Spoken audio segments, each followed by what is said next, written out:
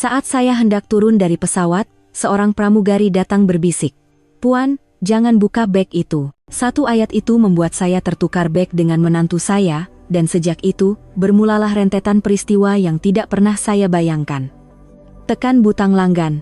Mari dengar kisah penuh inspirasi bersama saluran kisah kita. Kisah bermula. Cahaya lampu pendar fluor yang dingin menerangi bilik siasatan kastam di lapangan terbang antarabangsa Kuala Lumpur, KLIA. Dinding konkrit kelabu dan kerusi-kerusi plastik mewujudkan suasana yang tegang dan sunyi. Saya, Latifah, seorang balu berusia 65 tahun, perlahan-lahan membuka zip bag pakaian hitam saya dengan tangan yang tergetar-getar.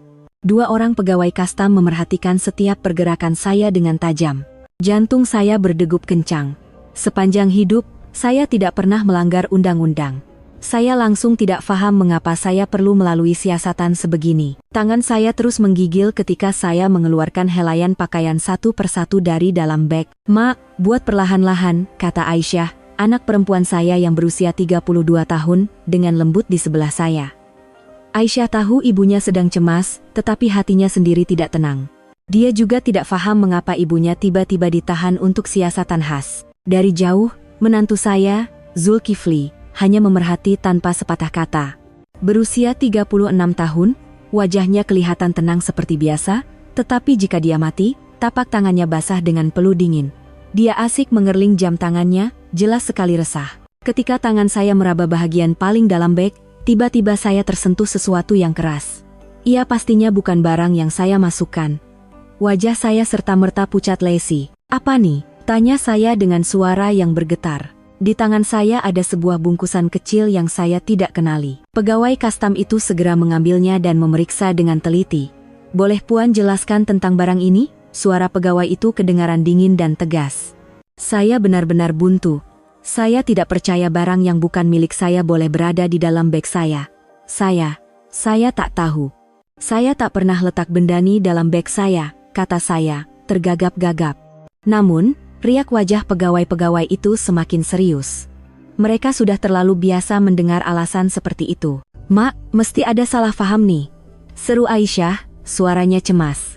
Dia lebih daripada sesiapapun tahu ibunya bukan seorang penipu. Dia yakin ibunya yang jujur sepanjang hayat tidak mungkin terlibat dalam perkara sebegini. "Bukan. Mas, saya bukan orang macam tuh. Mesti ada kesilapan," jerit Aisyah sambil menahan tangis. Suaranya dipenuhi rasa terdesak, keliru antara kepercayaan terhadap ibunya dan bukti yang ada di depan mata. Ketika itulah, Zul bersuara buat pertama kali. "Mak, betul ke Mak tak ingat?" Suara Zul lebih kering dan dingin daripada biasa. Aisyah merasakan ada yang aneh dengan nada suaminya, tetapi pikirannya terlalu kusut untuk memikirkannya. Abang pun tak percaya Mak ke?" tanya Aisyah dengan tajam kepada suaminya. Namun, Zul hanya memalingkan muka, mengelak untuk menjawab. Riak wajahnya menunjukkan ketegangan yang aneh. Pegawai kastam itu mengangkat radio panggilnya. "Hubungkan ke pasukan keselamatan, perlukan semakan CCTV." Mendengar kata-kata itu, wajah Zul menjadi pucat seperti mayat, tangannya mula menggeletar halus. Aisyah tidak perasan perubahan pada suaminya, tetapi saya, dengan pengalaman hidup saya, dapat merasakannya. Saya tidak terlepas pandang. "Kami akan semak rakaman CCTV. Semua rakaman dari dalam pesawat pun ada," kata pegawai itu lagi. Kata-kata itu membuatkan Zul semakin gelisah. Dia sekali lagi melihat jam tangannya dan membuang pandang ke arah lain. Saya memerhatikan tingkah laku aneh menantu saya dengan teliti. "Zul, kamu oke ke?" saya bertanya. Namun, Zul tidak menjawab dengan betul. Dia hanya mengangguk sambil coba mengelak pandangan saya. "Mak, jangan risau. Mesti salah faham Jenny," kata Zul, tetapi suaranya langsung tidak meyakinkan. Dia kelihatan lebih cemas. Aisyah memegang lengan suaminya dan merayu. "Abang, kalau abang tahu apa-apa, tolonglah cakap. Mak betul-betul tak bersalah." Tetapi Zul hanya mengunci mulutnya rapat-rapat. Kesunyiannya itu justru menimbulkan lebih banyak syak wasangka. Perasaan saya semakin tidak enak. Ketika itu, pegawai kastam itu kembali bersuara melalui radio panggil. "Baik. Rakaman CCTV dah sedia. Fokuskan pada rakaman sejurus sebelum pesawat mendarat." Mendengar arahan itu, hilanglah sisa-sisa darah di wajah Zul. Saya nampak tangannya digenggam dan dilepaskan berulang kali. saya semakin yakin ada sesuatu yang sangat tidak kena. Semua mimpi ngeri ini bermula daripada sebuah percutian keluarga yang sepatutnya indah. Saya tidak dapat gambarkan betapa gembiranya saya dapat melancong ke luar negara bersama anak dan menantu saya. Kenangan kami bergambar sambil ketawa di lapangan terbang dan berbual mesra di dalam pesawat tidak pernah saya sangka akan bertukar menjadi tragedi yang mengerikan. Beberapa hari sebelumnya, saya sangat berbangga dengan Zul. Saya menganggapnya seorang lelaki yang rajin dan sopan, seorang suami yang baik untuk Aisyah. Tetapi pada saat ini, semua kepercayaan itu hancur berkecai. Apa sebenarnya yang telah berlaku kepada keluarga saya? Mengapa Zul begitu ketakutan? Dan apakah yang terekam di dalam CCTV itu? 5 hari sebelumnya, apartemen kecil saya sibuk dengan persiapan untuk percutian. Di atas sofa, pakaian tersusun kemas, dan saya memegang senarai semak untuk memastikan tiada apa yang tertinggal. Pada usia 65 tahun, ini adalah kali pertama saya keluar negara. Semuanya terasa baru dan mengujakan. "Mak, paspor dah simpan?" tanya Aisyah sambil minum air di dapur. Dia mahu percutian pertama ibunya ini sempurna, jadi dia telah membantu membuat persiapan dengan teliti sejak beberapa hari lalu. Dia mahu menghadiahkan kenangan terindah buat ibunya yang telah bersusah payah seumur hidup. Dah simpan elok-elok dalam beg. Dah 3 kali mak periksa, jangan risau, jawab saya sambil tersenyum. Paspor itu saya simpan dengan cermat di dalam poket berzip di bahagian dalam beg tangan. Setiap kali melihat paspor pertama dalam hidup saya itu, hati saya berdebar-debar. Di satu sudut ruang tamu, Zul sedang melihat sesuatu di komputer ribanya. Sebagai seorang eksekutif jualan antara bangsa, dia sering keluar negara, jadi persiapan seperti ini adalah perkara biasa baginya. Tetapi hari ini, wajahnya kelihatan muram. Abang tengok apa tuh, serius sangat?" tanya Aisyah sambil menghampiri suaminya. Zul cepat-cepat menutup komputer ribanya dan menoleh. "Oh, tak ada apa. Kerja sikit, kena selesaikan sebelum kita bertolak." Jawaban Zul lebih pendek dan hambar daripada biasa. Aisyah perasan suaminya sering berkelakuan begitu sejak kebelakangan ini. Dia hanya menganggap Zul penat dengan kerja, tetapi hatinya sedikit risau. "Saya hanya memerhatikan menantu saya. Sejak beberapa bulan lalu, saya perasan Zul tidak seperti dahulu. Dia menjadi lebih pendiam dan sering termenung, walaupun ketika bersama keluarga. Tetapi karena sifatnya yang tidak banyak bercakap, saya tidak terlalu memikirkannya." "Zul, kerja tuh tak boleh kebuat lepas balik nanti?" saya bertanya dengan lembut, bimbang melihatnya tertekan. "Tak apa, Mak, sikit je lagi," jawab Zul. Tetapi suaranya masih tegang. Dia melihat jam, kemudian tiba-tiba bangun. Saya keluar sekejap. Zul terus berjalan ke pintu. Aisyah memandangnya dengan hairan. "Nak pergi mana?" "Kita dah nak gerak nih." Nak jawab panggilan telepon. "Sekejap J," kata Zul dan terus bergegas keluar. Bunyi pintu apartemen ditutup kedengaran lebih kuat daripada biasa. Saya dan Aisyah saling berpandangan.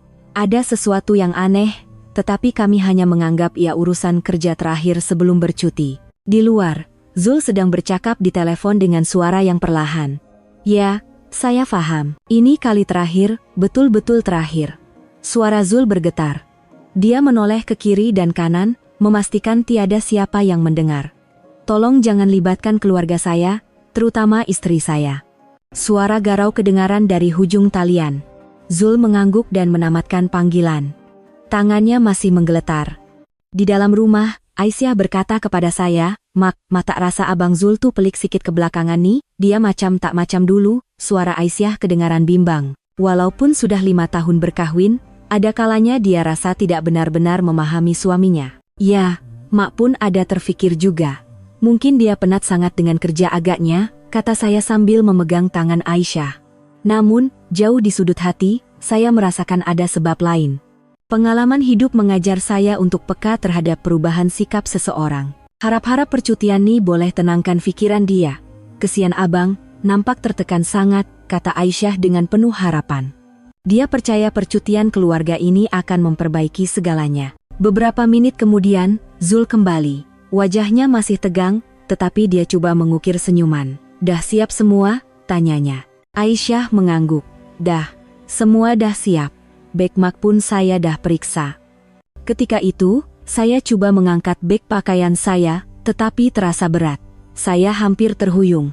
"Mak, biar saya angkatkan," kata Zul sambil cepat-cepat datang mengambil beg itu dari tangan saya. Pada saat itu, pandangan matanya berubah menjadi aneh, seolah-olah sedang mengira sesuatu. Terima kasih, Zul. Dah tua-tua nih, dah tak kuat, kata saya. Berterima kasih. Zul memegang beg itu, seolah-olah menimbang beratnya. Tak apa mak, nanti kat lapangan terbang pun, biar saya yang uruskan semua. Ada sesuatu yang berbeza dalam kata-kata Zul, tetapi saya dan Aisyah hanya menganggapnya sebagai tanda keprihatinan seorang menantu. Baik betul menantu Magni. Terima kasih banyak-banyak, kata saya dengan ikhlas. Saya benar-benar menganggap Zul menantu yang baik. Walaupun pendiam, dia seorang yang rajin dan penyayang terhadap keluarga. Jom kita gerak sekarang, nanti lambat pula sampai Klia, kata Aisyah sambil melihat jam. Kami bertiga mengambil bagasi dan keluar dari rumah. Sambil mengunci pintu, saya memandang ke dalam rumah buat kali terakhir. Hati saya teruja memikirkan betapa banyak kenangan yang akan kami bawa pulang nanti. Tetapi pada ketika itu, tiada siapa antara kami yang tahu. Perkutian yang kelihatan biasa ini akan mengubah hidup kami selama-lamanya. Dan orang yang paling kami percayai akan menjadi orang yang paling berbahaya. 6 jam telah berlalu sejak pesawat berlepas dari KLIA. Pesawat meluncur tenang di atas awan, dan kebanyakan penumpang sudah terlelap. Saya juga sudah tertidur di tepi tingkap. Walaupun teruja menaiki pesawat buat pertama kali, perjalanan yang panjang membuatkan saya letih. Aisyah duduk di tengah sambil membaca majalah penerbangan. Hatinya lega melihat percutian pertama ibunya berjalan lancar. Dia sudah tidak sabar untuk menunjukkan tempat-tempat menarik kepada saya setibanya di sana. Zul, yang duduk di tepi laluan, tidak henti-henti melihat jam. Apabila pengumuman dibuat bahwa pesawat akan mendarat dalam masa sejam, riak wajahnya menjadi semakin tegang. Tapak tangannya mula berpeluh. Cik, boleh saya ke tandas sekejap? Zul menahan seorang pramugari yang lalu. Pramugari itu tersenyum mesra dan mengangguk. Boleh, Encik. Masih sempat sebelum kami buat pengumuman untuk persediaan mendarat. Zul bangun dan berjalan menuju ke tandas. Namun, dia tidak masuk. Sebaliknya, dia hanya berdiri di koridor sambil memerhatikan sekeliling. Setelah memastikan kebanyakan penumpang masih tidur, dia kembali ke tempat duduknya. Tingkah lakunya diperhatikan oleh seorang pramugari bernama Farah. Dengan pengalaman lebih 10 tahun, dia sudah biasa melihat pelbagai ragam penumpang. Dia mempunyai naluri yang tajam untuk mengenali seseorang yang berkelakuan aneh. Pengalamannya bekerja dengan pasukan keselamatan lapangan terbang beberapa tahun lalu menjadikannya lebih peka terhadap sebarang pergerakan yang mencurigakan. Apabila Zul kembali ke tempat duduknya dan masih kelihatan resah, Farah mula memerhatikannya dengan lebih teliti. Zul asyik menjeling ke arah kompartemen bagasi di atas kepalanya, dan tangannya yang menggeletar tidak lepas dari pandangan Farah. Pesawat akan mendarat dalam masa 30 menit. Para penumpang diminta untuk memakai tali pinggang keledar. Suara pengumuman itu mengejutkan saya dari tidur. Dah nak sampai ke, kata saya sambil melihat keluar tingkap. Di celah-celah awan, lampu-lampu bandar kelihatan berkelipan.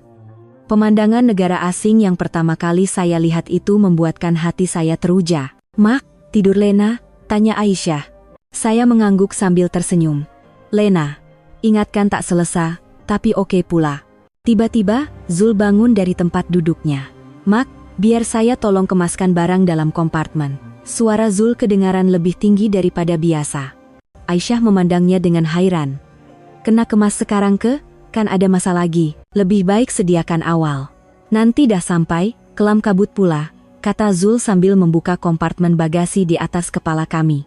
Beg hitam saya ada di situ. Sambil menurunkan beg itu, dia sempat mengerling sekeliling. Farah memerhatikan setiap gerak-geri itu.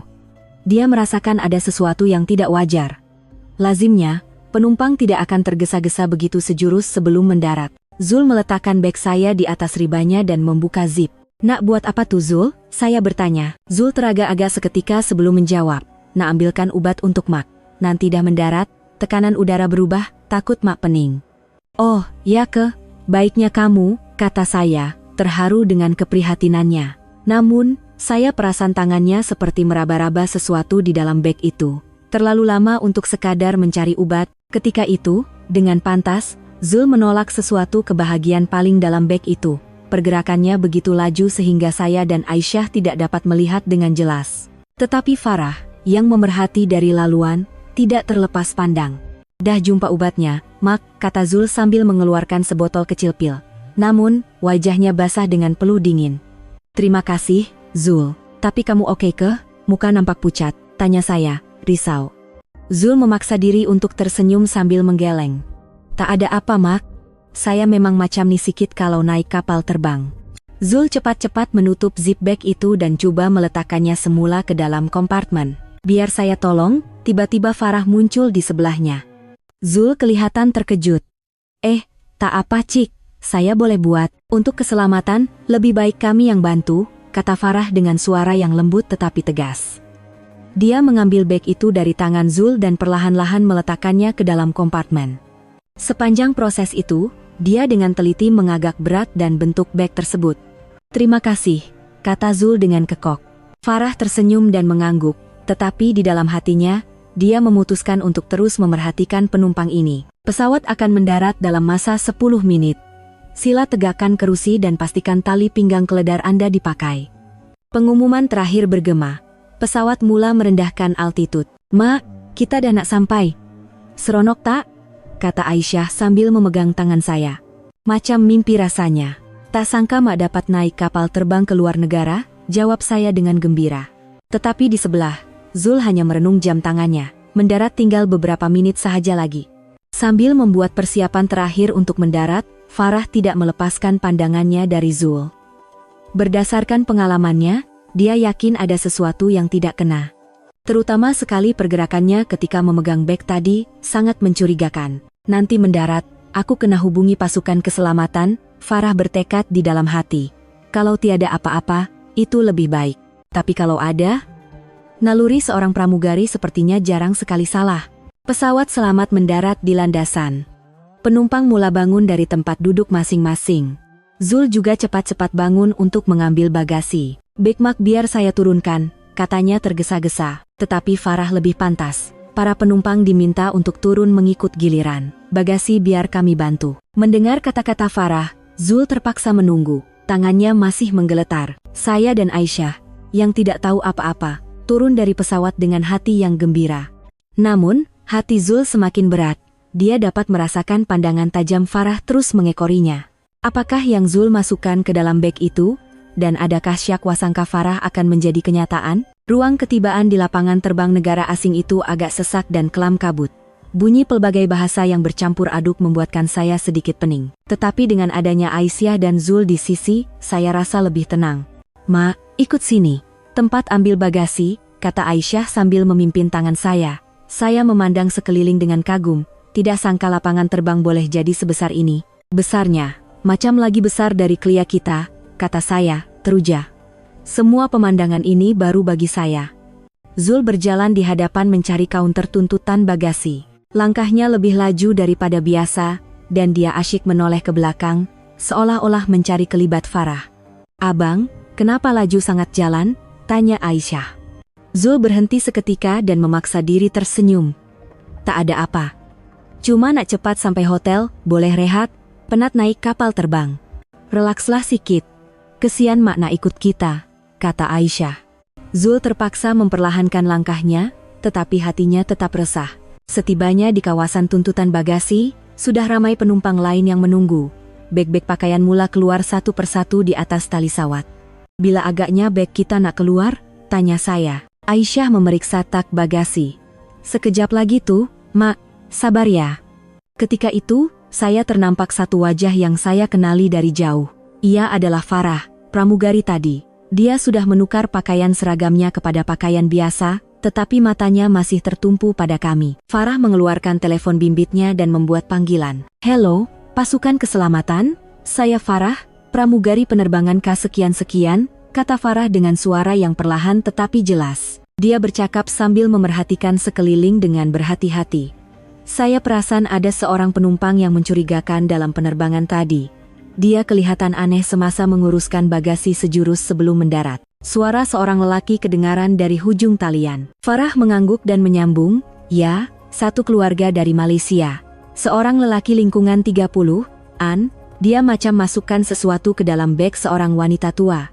Nampak sangat tak wajar. Sementara itu, di tali sawat, beg-beg terus keluar. Zul menunggu dengan cemas sambil tidak henti-henti melihat jam. Tuh beg Mak, kata saya dengan gembira sambil menuding ke arah beg pakaian hitam yang semakin menghampiri. Biar saya ambilkan, Mak. Zul segera meluruh ke hadapan dan mengangkat beg itu. Pada saat itu, dia terasa beg itu lebih berat daripada biasa. Pasti karena barang yang dia masukkan. Terima kasih, Zul, kata saya. Tetapi Zul tidak menjawab.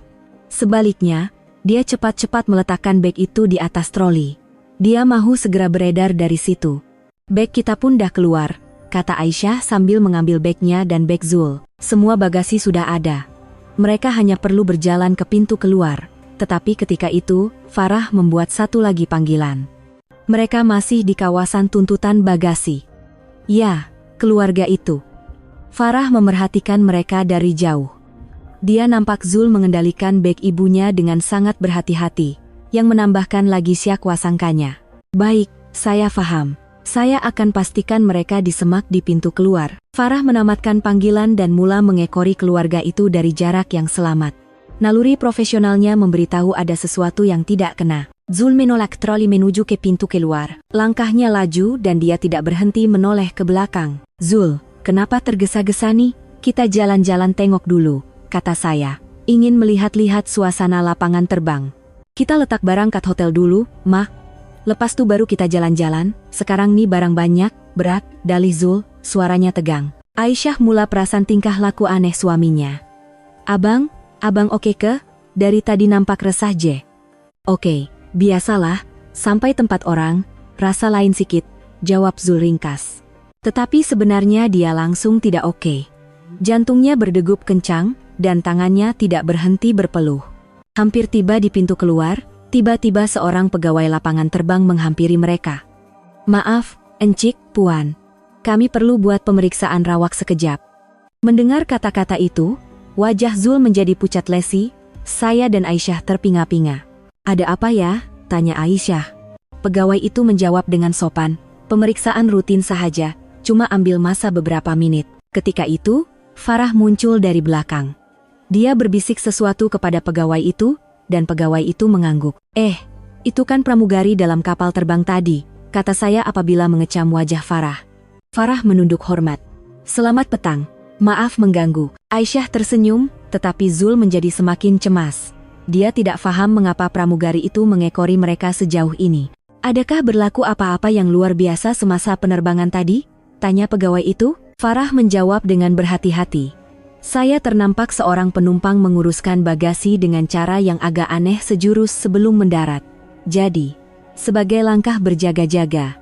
Mendengar kata-kata itu, tangan Zul mula menggeletar. Saya dan Aisyah masih tidak paham. Uruskan bagasi dengan aneh? Maksud Cik? Tanya Aisyah. Keliru. Tetapi Farah dan pegawai itu hanya memandang ke arah Zul. Boleh kami periksa beg ini? Pinta pegawai itu sambil menunjuk ke arah beg saya. Pemeriksaan ringkas sahaja. Saya menjadi panik. Saya tidak tahu apa salah saya. Kami ada buat salah ke? Tanya saya dengan suara yang bergetar. Zul hanya berdiri kaku, tidak mampu berkata apa-apa, wajahnya sudah tidak berdarah. Apa yang akan berlaku kepada mereka? Dan bagaimana Zul akan melepaskan diri dari situasi ini? Di sebuah kaunter pemeriksaan sementara di sudut lapangan terbang, saya duduk dengan perasaan bingung. Dua orang pegawai memeriksa beg saya dengan teliti, manakala Farah memerhati dari sisi. Di bawah cahaya lampu pendar fluor, semuanya terasa seperti mimpi ngeri. Ma, jangan risau. Sekejap jeni, Aisyah coba menenangkan saya sambil memegang tangan saya. Tetapi dia sendiri tidak tenang. Dia tidak paham mengapa mereka perlu melalui semua ini. Zul berdiri agak jauh, hanya memerhati. Wajahnya pucat dan tangannya tidak henti-henti berpeluh. Jantungnya berdegup seolah-olah mahu pecah. Ini cuma pemeriksaan rutin, Puan. Jangan risau, kata seorang pegawai, coba meyakinkan saya. Tetapi tangannya bergerak dengan sangat cermat, memeriksa setiap lipatan pakaian di dalam beg. Saya tak buat apa-apa pun, kata saya dengan suara yang terketar-ketar. Saya tidak percaya saya, yang tidak pernah melanggar undang-undang, boleh ditimpa nasib sebegini. Pegawai itu mula memeriksa bahagian dasar beg. Dia meraba-raba di celah-celah pakaian sebelum tangannya tiba-tiba terhenti. Dia merasakan ada sesuatu yang ganjil. Sekejap, suara pegawai itu menjadi serius. Dia dengan berhati-hati mengeluarkan sebuah bungkusan kecil dari bahagian paling dalam beg. Suasana di sekeliling serta-merta berubah menjadi tegang. Apa tuh? Tanya Aisyah, terkejut. Saya juga tergamam melihat bungkusan itu. Ia pastinya bukan milik saya. Mak, apa nih? Tanya Aisyah sambil memandang saya. Saya menggeleng. Mata tahu. Mata pernah letak benda nih. Pegawai itu memeriksa bungkusan itu dengan lebih teliti. Wajahnya menjadi semakin serius. Boleh Puan jelaskan tentang barang ini? Tanyanya kepada saya. Saya benar-benar buntu. Saya betul-betul tak tahu. Saya tak pernah letak barang macam tuh, kata saya. Suaraku dipenuhi rasa putus asa. Saya tidak paham apa yang sedang berlaku. Ketika itu, semua mata tertumpu pada Zul yang berdiri dari jauh. Farah bersuara. Dalam kapal terbang tadi, saya nampak lelaki itu yang pegang bag nih. Mendengar kata-kata Farah, semua orang memandang Zul. Wajah Zul menjadi semakin pucat. Sekejap, apa maksud Cik? Tanya Aisyah, panik. Dia tidak dapat menerima hakikat bahwa suaminya mungkin telah melakukan sesuatu yang buruk pada bag ibunya. Sejurus sebelum mendarat, saya nampak dia buka bag Puan Ni dan masukkan sesuatu, jelas Farah.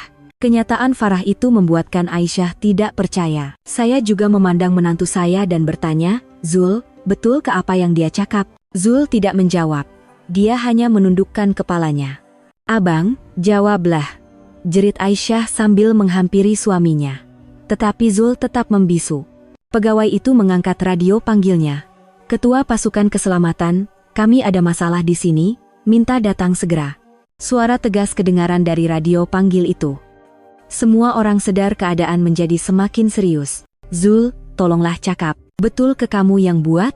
Saya bertanya dengan suara yang bergetar. Saya mahu mempercayai menantu saya, tetapi keadaan ini terlalu aneh. Akhirnya, Zul bersuara. Saya, suaranya terketar-ketar. Semua orang menanti kata-katanya. Saya pun tak tahu. Sumpah saya tak tahu. Jawaban Zul mengecewakan Aisyah. Dia tahu suaminya sedang berbohong. Jangan tipu. Pramugari itu nampak dengan mata kepala dia sendiri. Jerit Aisyah sambil menangis. Dia tidak percaya lelaki yang dia cintai dan percayai sanggup melakukan perkara sebegini kepada ibunya. Aisyah, sabar. Saya coba menenangkan anak saya. Tetapi Aisyah sudah tidak dapat menahan air matanya. Mak, apa semua nih? Apa salah kita? Rintih Aisyah. Tangisannya membuatkan hati saya turut luluh. Percutian pertama yang saya impikan telah bertukar menjadi mimpi ngeri. Ketika itu, Ketua Pasukan Keselamatan tiba. Dia menilai keadaan dengan pantas sebelum menghampiri Zul. Encik, kita perlu bercakap lebih lanjut. Mendengar kata-kata itu, Zul semakin menggeletar. Dia tahu dia tidak boleh lari lagi. Abang. Aisyah coba memegang suaminya tetapi dihalang oleh ketua pasukan itu. Maaf, Puan, kami perlu jalankan siasatan. Suara tegas ketua itu membuatkan Aisyah hampir rebah. Saya memapah Aisyah. Aisyah, kebenaran akan terbongkar, jangan risau. Tetapi saya sendiri tidak pasti apa itu kebenaran. Hakikat bahwa menantu yang saya percayai telah mengkhianati saya masih sukar untuk diterima. Melihat Zul dibawa pergi oleh pasukan keselamatan ke bilik siasatan khas, saya dan Aisyah hanya mampu terpaku. Perkutian keluarga yang bahagia telah hancur dalam sekelip mata. Mengapa Zul sanggup melakukan perkara ini? Dan apakah sebenarnya objek yang ditemui di dalam beg saya? Kini, segalanya akan mula terungkap. Bilik siasatan khas itu adalah sebuah ruang yang suram dengan dinding konkrit dan hanya diterangi oleh lampu pendar fluor. Saya dan Aisyah duduk di atas kerusi plastik, manakala Zul berdiri di hadapan seorang pegawai penyiasat dengan wajah yang tegang. Ketua Pasukan Keselamatan memandang Zul dan bertanya dengan tenang, saya tanya sekali lagi. Apa yang berlaku di dalam pesawat tadi? Zul masih membisu, tetapi tangannya tidak berhenti menggeletar. Saya tak buat apa-apa, jawab Zul, tetapi suaranya langsung tidak meyakinkan. Ketika itu, pintu bilik terbuka dan seorang lagi pegawai masuk sambil membawa sebuah tablet. Tuan, rakaman CCTV dah sedia. Ketua pasukan itu mengangguk. CCTV? CCTV apa? Tanya Aisyah, cemas. Pesawat juga ada kamera keselamatan untuk tujuan keselamatan penumpang, jelas ketua itu. Mendengar penjelasan itu, wajah Zul menjadi semakin pucat. Dia sadar dia tiada tempat untuk bersembunyi lagi. Pegawai itu meletakkan tablet di atas meja dan memainkan rakaman video. Skrin menunjukkan pemandangan dari bahagian hadapan kabin pesawat. Waktu menunjukkan 30 menit sebelum mendarat. Tolong tengok bahagian nih, kata pegawai itu sambil menunjuk ke skrin. Video itu menunjukkan Zul bangun dari tempat duduknya, kemudian membuka kompartemen bagasi di mana beg saya disimpan. Itu, Abang, kata Aisyah dengan suara yang bergetar. Walaupun tidak mau percaya, lelaki di dalam video itu jelas sekali suaminya. Rekaman itu bersambung. Zul menurunkan beg saya, membukanya, dan memasukkan sesuatu ke dalamnya dengan jelas. Kemudian, dia cepat-cepat menutup beg itu dan meletakkannya semula ke dalam kompartemen. Setiap pergerakannya terakam dengan sempurna. Sekarang, boleh Encik jelaskan? Tanya ketua pasukan itu kepada Zul. Zul tahu dia tidak boleh berdalih lagi. Zul panggil saya. Suara saya dipenuhi rasa kecewa dan pengkhianatan. Maafkan saya, Mak. Akhirnya Zul menundukkan kepalanya. Mendengar pengakuan itu, Aisyah hampir rebah. Betul ke abang yang buat? Tanyanya sambil menangis. Zul hanya mampu mengangguk. Kenapa abang buat macam ni? Jerit Aisyah. Zul tidak mampu menjawab. Dia tidak tahu bagaimana untuk menjelaskannya. Ketua pasukan keselamatan itu mengangkat radio panggilnya. Hubungi balai polis. Ini bukan lagi kesilapan biasa. Suara dari radio panggil itu mengesahkan arahan tersebut. Keadaan menjadi semakin serius. Polis? Kenapa panggil polis? Tanya Aisyah, panik. Ketua itu menjelaskan dengan tenang, memasukkan barang terlarang ke dalam bagasi orang lain dengan sengaja adalah satu jenayah berat. Ini bukan lagi di bawah bidang kuasa kami. Mendengar kata-kata itu, saya seakan tidak percaya dengan apa yang berlaku.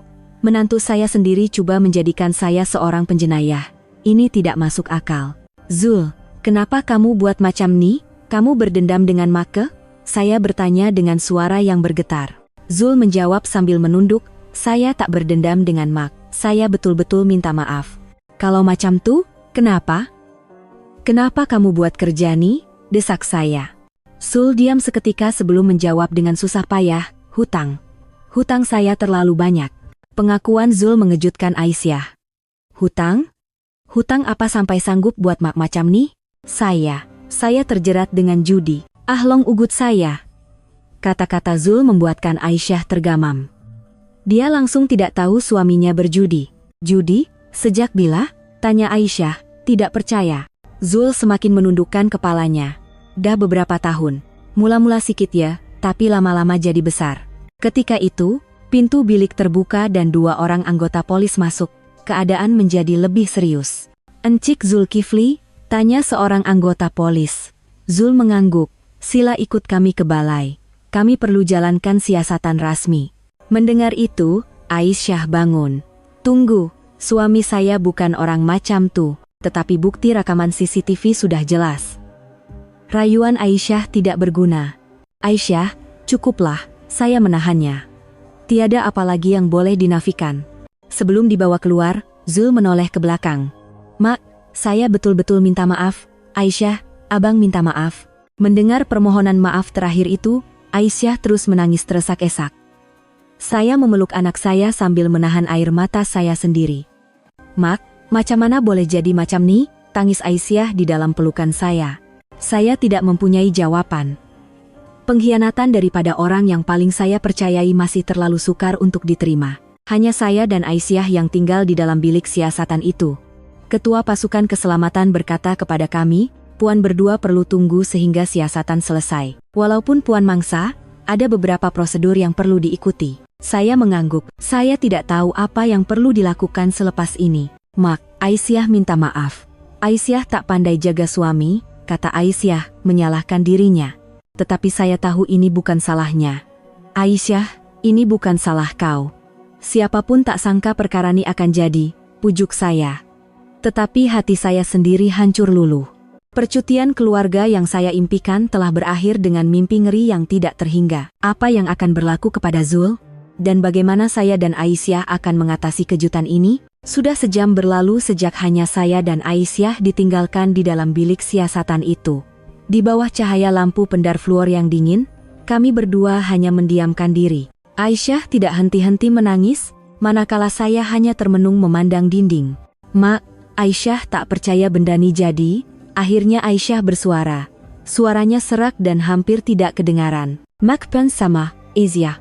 Kalau boleh, mak nak semua ni mimpi je, kata saya sambil memegang tangannya.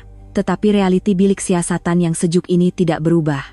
Di dalam hatinya, Aisyah terus bertanya pada diri sendiri. Adakah dia benar-benar mengenali Zul? Selepas 5 tahun hidup bersama, bagaimana mungkin dia tidak tahu suaminya berjudi? Selama ini, apa yang dia lihat? Memang sejak kebelakangan nih dia pelik. Selalu jawab telepon kat luar, kerap balik lewat malam. Aisyah mulai teringat isyarat-isyarat yang telah dia abaikan.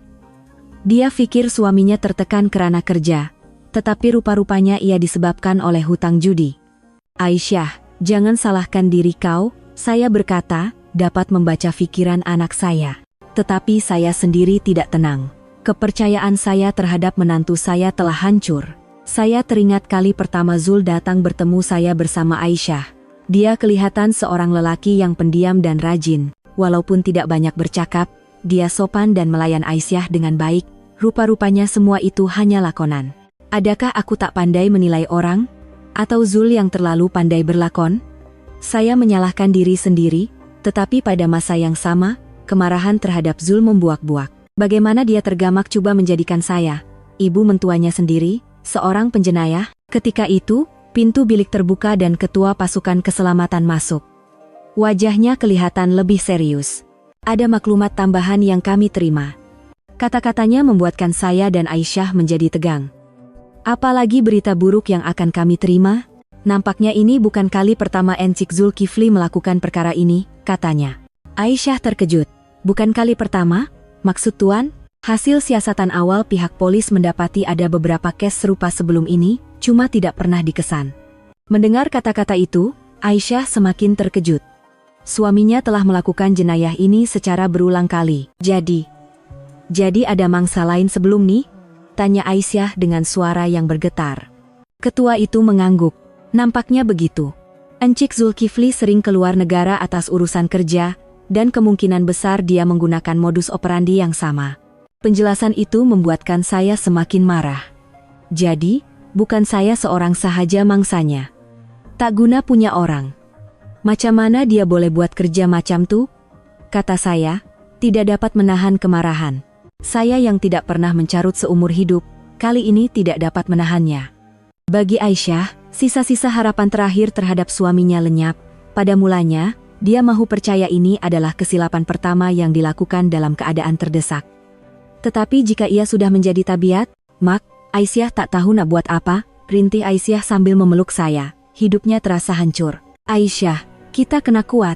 Apa yang kita boleh buat sekarang adalah terima hakikat, saya memujuknya. Walaupun saya sendiri terluka, saya lebih risaukan anak saya. Ketika itu, seorang lagi pegawai masuk sambil membawa sebuah beg plastik. Puan, ini barang-barang pribadi Puan dari dalam beg tadi. Siasatan dah selesai, jadi kami pulangkan. Pegawai itu menghulurkan beg plastik itu kepada saya. Saya membukanya dan ternampak pakaian saya serta sesuatu yang saya kenali. Ini kan. Saya terkejut sambil mengeluarkan barang itu. Ia adalah sehelai selendang yang dihadiahkan oleh Aisyah sebelum kami bertolak. Mak, itu kan selendang yang Aisyah bagi? Aisyah juga mengecamnya. Ia adalah hadiah istimewa sempena percutian pertama saya ke luar negara. Ya, kamu cakap cantik, jadi mak bawa untuk pakai masa berjalan-jalan nanti, kata saya sambil memegang selendang itu. Tiba-tiba air mata saya mengalir. Hadiah yang penuh dengan kasih sayang anak saya kini kembali dalam keadaan yang begitu tragis. Aisyah juga menangis melihat selendang itu. Dia mahu menghadiahkan kenangan indah buat saya, tetapi ia berakhir dengan mimpi ngeri. Mak, Aisyah betul-betul minta maaf. Aisyah salah pilih suami. Tetapi saya hanya memeluknya erat. Aisyah, bukan salah kau. Hati budi orang, siapa yang tahu? Ketua pasukan keselamatan itu berkata dengan lembut, keputusan siasatan rasmi akan keluar tidak lama lagi.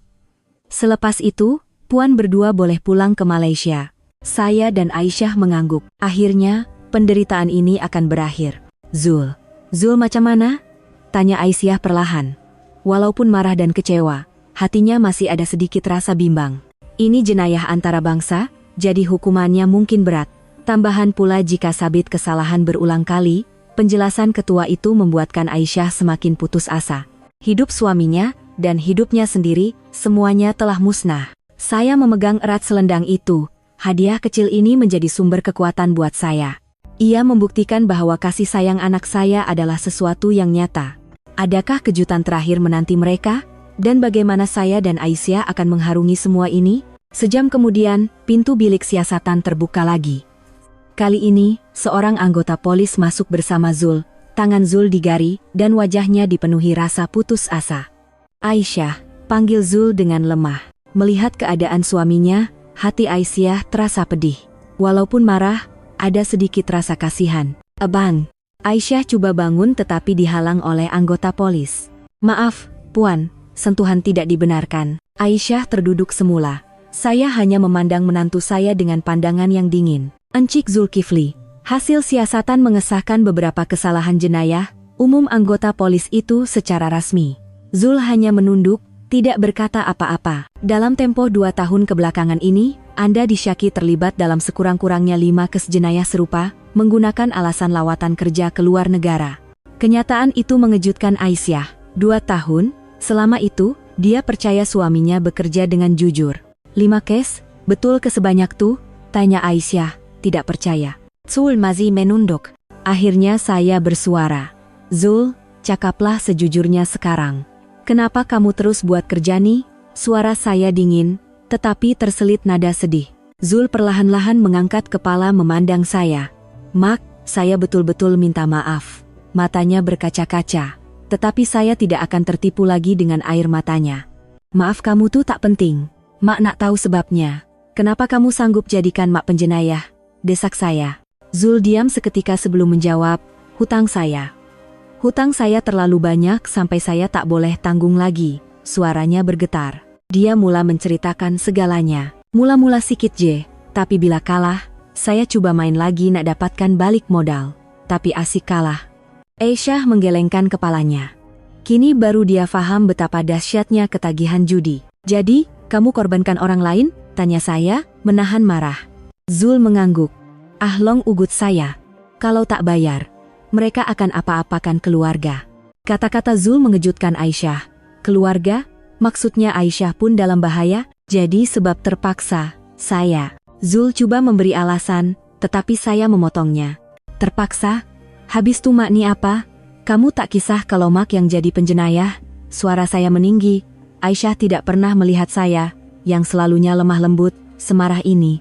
Mak, saya betul-betul minta maaf. Saya tak ada cara lain. Zul coba melutut tetapi tidak dapat kerana tangannya digari. Tak ada cara lain? Kamu tak terfikir nak beritahu keluarga? Jerit Aisyah sambil menangis. Dia lebih sedih kerana suaminya tidak mempercayainya dan memilih jalan yang salah. Abang tak sanggup nak beritahu Aisyah, kata Zul sambil memandang istrinya. Kenapa? Kenapa tak sanggup? Tanya Aisyah. Zul teragak-agak sebelum menjawab, sebab abang takut. Takut Aisyah kecewa. Takut Aisyah minta cerai. Pengakuan jujur Zul itu membuatkan Aisyah semakin menangis. Rupa-rupanya suaminya tidak mempercayainya sehingga ke tahap itu. Jadi abang korbankan mak? Abang rasa itu cara yang lebih baik? Zul tidak mampu menjawab. Sekarang baru dia sadar betapa salah pilihannya. Anggota polis itu melihat jam. Masa dah tamat, kita kena bergerak. Sebelum dibawa keluar, Zul memandang kami buat kali terakhir. Mak, Aisyah, abang betul-betul minta maaf. Mendengar permohonan maaf itu, saya memalingkan muka. Tiada apa lagi yang mahu saya dengar. Abang, Aisyah bangun memanggil suaminya, tetapi dia tidak tahu apa yang hendak dikatakan. Aisyah, tak perlu maafkan abang. Jaga diri baik-baik, itu adalah kata-kata terakhir Zul sebelum dibawa pergi oleh polis. Aisyah rebah dan menangis teresak-esak. Perkahwinan selama 5 tahun berakhir dengan cara yang tidak pernah dia bayangkan.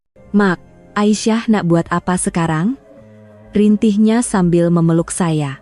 Saya memeluknya erat. Aisyah, jangan nangis. Semua dah berakhir. Ketua pasukan keselamatan itu berkata dengan lembut, sekarang puan berdua boleh uruskan proses untuk pulang ke Malaysia. Sebagai mangsa, tiada masalah untuk puan berdua. Saya dan Aisyah mengangguk. Segalanya terasa sudah berakhir. Mak, Aisyah minta maaf, sebab suami Aisyah. Aisyah mula menyalahkan dirinya lagi. Tetapi saya memegang tangannya erat. Aisyah, mak dah cakap kan, ini bukan salah kau. Jangan salahkan diri lagi. Sekarang kita fikir macam mana nak teruskan hidup. Kata-kata saya membuatkan Aisyah mengesat air matanya. Melihat ibunya begitu tabah, dia sedar dia juga perlu kuat. Baik mak, lepas nih, kita hidup berdua ya, kata Aisyah sambil memandang saya. Saya mengusap wajahnya dan tersenyum. Ya, kita mulakan hidup baru. Aisyah turut tersenyum kecil. Walaupun melalui pengalaman yang pahit, selagi mereka bersama, mereka pasti boleh mengharunginya. Akhirnya, semua kebenaran telah terbongkar. Adakah permulaan baru menanti saya dan Aisyah? 2 hari selepas Zul ditahan polis, bilik siasatan itu menjadi lebih lengang. Saya dan Aisyah sedang menunggu prosedur terakhir sebelum dibenarkan pulang. Ketua pasukan keselamatan sedang menerangkan beberapa perkara kepada kami. Siasatan di sini sudah hampir selesai. Encik Zulkifli akan diekstradisi ke Malaysia esok untuk menghadapi pertuduhan. Aisyah mengangguk, segalanya hampir berakhir. Kami bila boleh balik ke Malaysia? Tanya saya. Saya mahu segera meninggalkan tempat ini. Puan berdua boleh menaiki penerbangan malam ini. Pihak syarikat penerbangan telah bersetuju untuk membantu, jelasnya. Saya berasa lega, saya tidak mau berada di sini lebih lama. Ketika itu, pintu bilik terbuka dan satu wajah yang saya kenali masuk. Ia adalah Farah, pramugari tadi. Assalamualaikum, Puan. Saya datang untuk beberapa pengesahan terakhir, kata Farah dengan sopan. Saya dan Aisyah menyambutnya dengan mesra. Cik, terima kasih banyak-banyak. Kalau bukan sebab Cik, tak tahulah apa jadi pada kami, kata Aisyah dengan ikhlas. Farah menolak pujian itu dengan rendah diri. Saya cuma jalankan tugas. Cuma, saya nak jelaskan beberapa perkara. Farah duduk dan mula bercerita. Sebenarnya, sejak dari dalam kapal terbang lagi, tingkah laku Encik Zulkifli sangat mencurigakan. Saya dan Aisyah mendengar dengan teliti. Sejak dari awal penerbangan, dia kelihatan sangat resah, berbeza dengan penumpang lain, kata Farah. Dan 30 menit sebelum mendarat, dia kata nak ke tandas tapi sebenarnya dia hanya berdiri di koridor. Aisyah terkejut. Ada jadi macam tu ke? Ya. Sebab itu saya mula perhatikannya dengan lebih teliti. Sepanjang 10 tahun saya bekerja, saya dah biasa nampak penumpang yang berkelakuan pelik. Tapi saat yang paling jelas adalah semasa dia memegang beg Puan, Farah menerangkan situasi itu dengan lebih terperinci. Cara dia buka beg dan masukkan sesuatu nampak sangat tak wajar. Dia kata nak cari ubat, tapi pergerakan tangannya lain. Saya mengangguk. Masa tu mak pun pelik kenapa dia tergesa-gesa sangat. Betul, lazimnya penumpang tak akan kelam kabut macam tu sebelum mendarat. Apatah lagi menguruskan beg orang lain, kata Farah. Aisyah teringat kembali tingkah laku suaminya. Memang dia rasa aneh ketika itu, tetapi tidak sangka sejauh ini. Sebab itulah sebaik sahaja mendarat, saya terus hubungi pasukan keselamatan, jelas Farah. Sebenarnya saya tak pasti 100%, saya pun risau kalau saya tersilap pandang. Tapi keselamatan penumpang adalah keutamaan. Saya mengucapkan terima kasih kepada Farah. Nasib baik Cik laporkan. Kalau tidak, mak dah jadi penjenayah. Sama-sama. Itu memang tugas saya, jawab Farah. Dia kemudian menyambung dengan nada yang lebih serius. Sebenarnya, beberapa tahun lalu, saya pernah bekerja dengan pasukan keselamatan lapangan terbang. Saya dah biasa lihat kes-kes macam ni, di mana orang yang tidak bersalah dipergunakan untuk tujuan jenayah. Aisyah bertanya, kerap kejadi macam ni? Lebih kerap daripada yang kita sangka. Terutama sekali menggunakan ahli keluarga atau kenalan rapat, sebab orang yang kita percaya, kita tak akan syakwa sangka, jelas Farah. Penjelasan Farah membuatkan saya berasa sedih.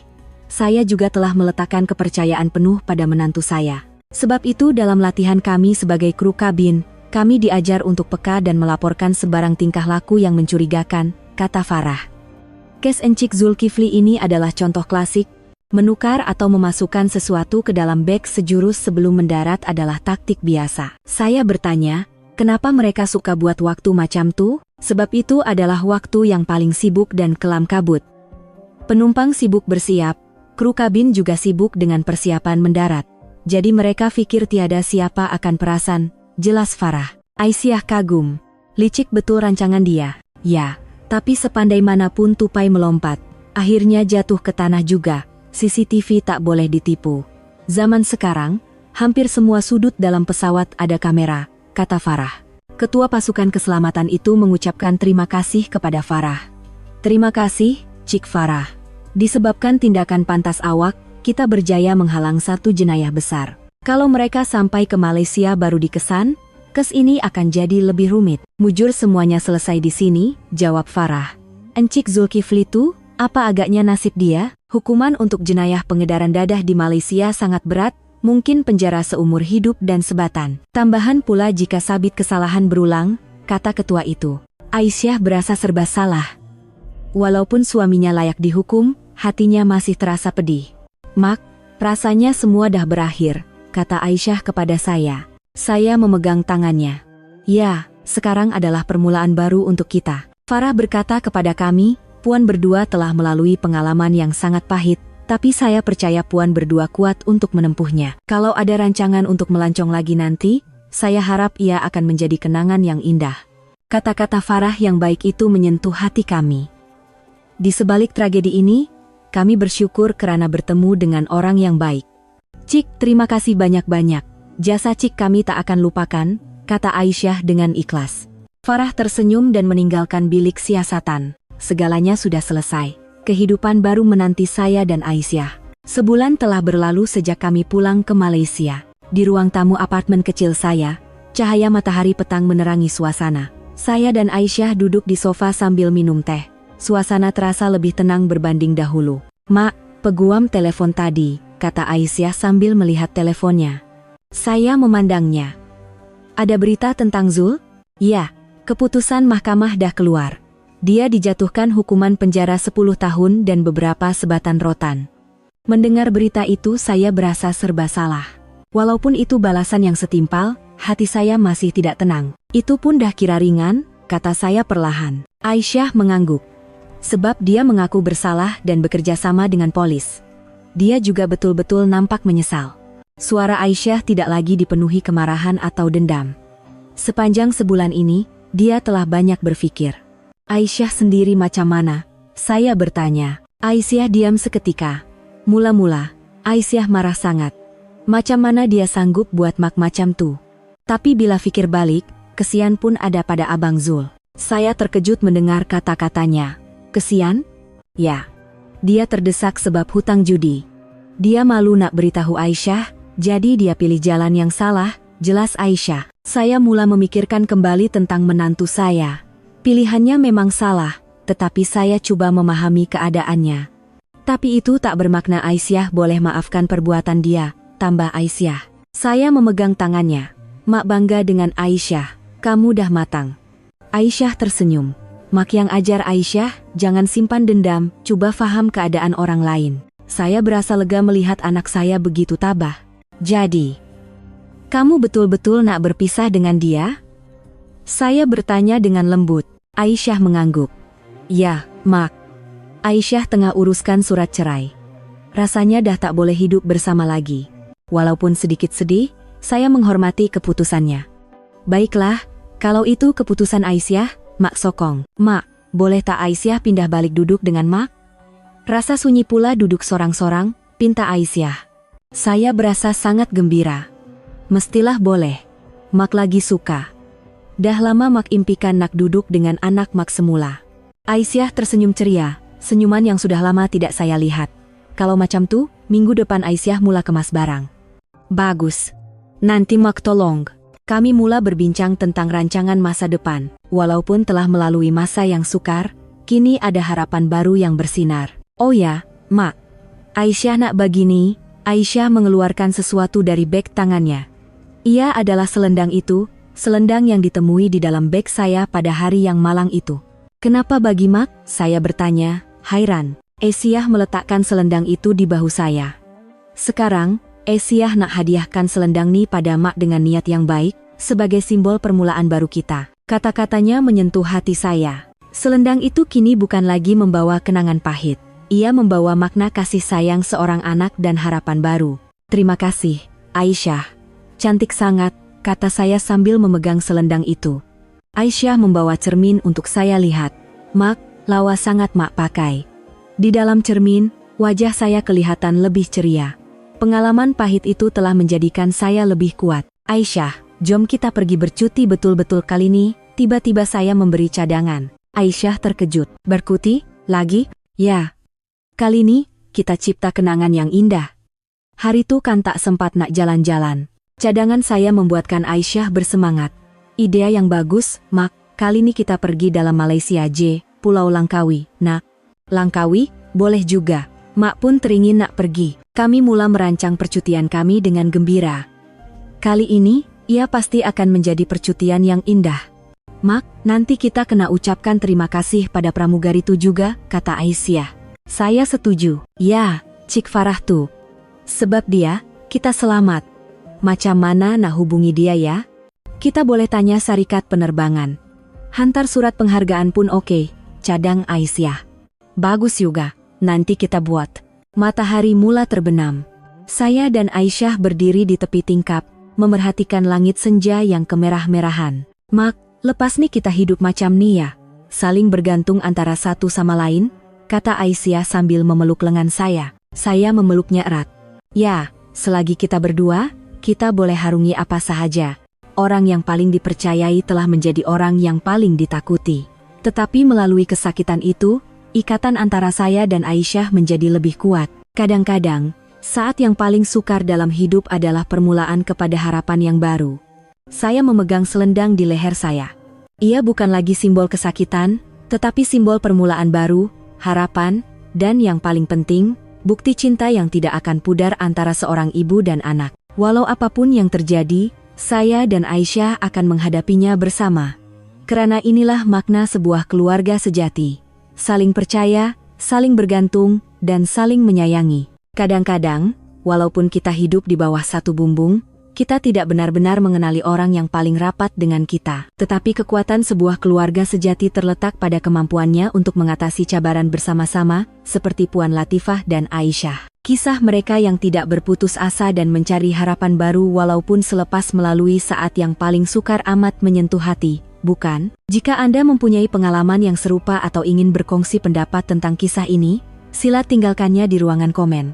Kisah Anda mungkin boleh menjadi sumber kekuatan buat orang lain. Dan jika Anda mahu mendengar lebih banyak kisah kekeluargaan yang mengharukan seperti ini, jangan lupa untuk tekan butang langgan dan suka. Kami akan kembali dengan kisah yang lebih menyentuh hati. Semoga hari Anda indah.